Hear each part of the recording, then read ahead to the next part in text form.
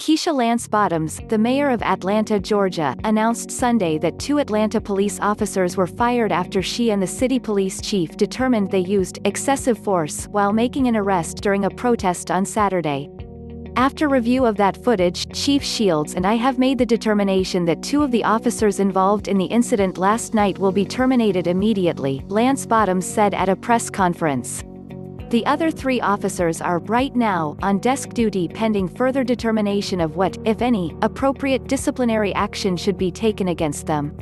Investigators Mark Gardner and Ivory Streeter, who were both members of the department's fugitive unit, were terminated from the police force, a spokesperson for the APD told Insider.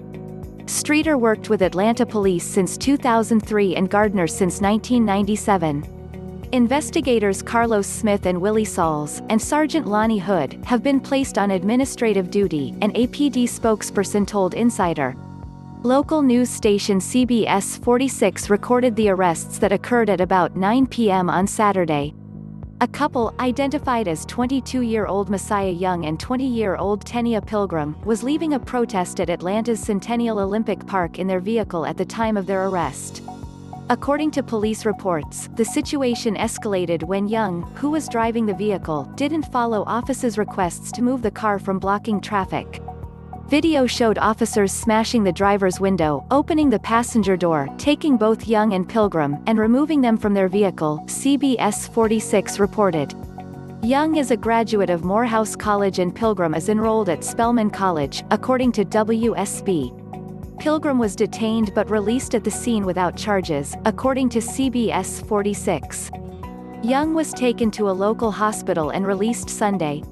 While Young was charged with fleeing the scene and driving with an expired license, the charges were dropped, according to the report.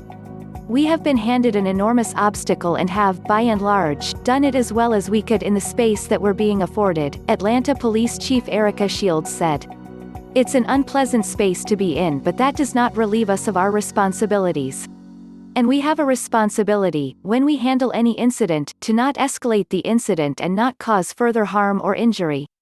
There have been protests, and sometimes violent demonstrations, in cities across the U.S. over the death of George Floyd, an unarmed black man who died in police custody on May 25. Video of the Memorial Day altercation shows police officer Derek Chauvin, who is white, kneeling on Floyd's neck for several minutes while he tells officers he can't breathe. Chauvin and 3 other officers involved were fired from the Minneapolis Police Department. Chauvin was charged Friday with third-degree murder and manslaughter, though the other officers have not faced charges.